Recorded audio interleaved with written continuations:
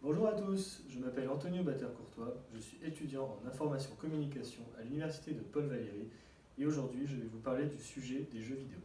J'ai choisi de traiter ce domaine car c'est ma passion, je peux y jouer des heures au grand regret de ma copine. Donc tout d'abord, nous allons voir l'évolution des jeux vidéo au fil du temps et dans une seconde partie, nous verrons les avantages qu'a eu une telle évolution.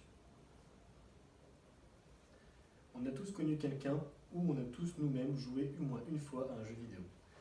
Pour certains, c'est devenu une addiction, pour d'autres, c'est simplement un passe-temps, mais ça a surtout l'avantage de nous rassembler en toute convivialité.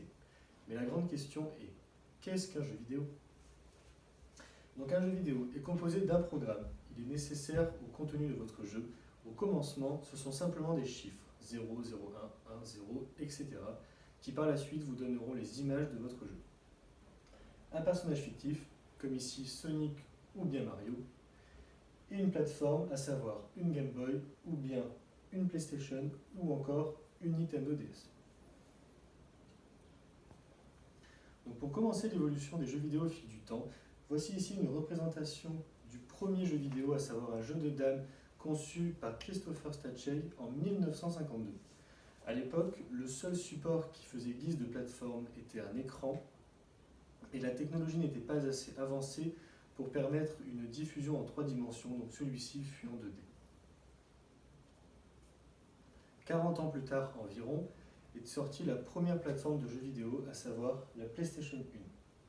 Peu de temps après, le mythique jeu Tomb Raider a fait son apparition.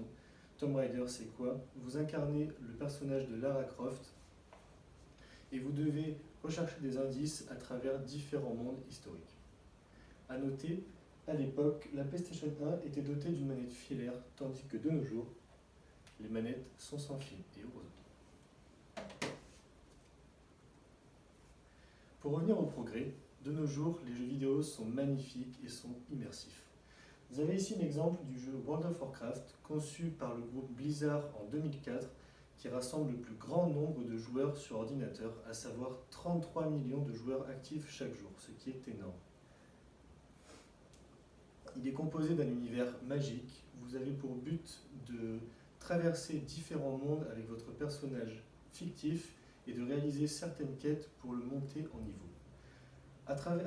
En dehors du simple fait que c'est un jeu vidéo, il nécessite une grande réflexion pour faire certaines tâches qui paraissent très complexes et qui augmentent l'expérience du jeu par les joueurs.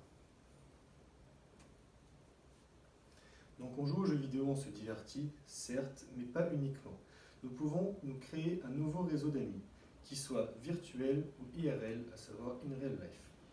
Par expérience personnelle, un groupe d'amis s'est rencontré sur le jeu cité précédemment, World of Warcraft. À la base, leur amitié était simplement virtuelle, et au fur et à mesure du temps, ils sont devenus de véritables amis. Et à l'heure actuelle où je vous parle, certains ont même fondé une famille. Donc qui sait, peut-être que vous rencontrerez votre meilleur ami ou votre âme sœur sur un jeu.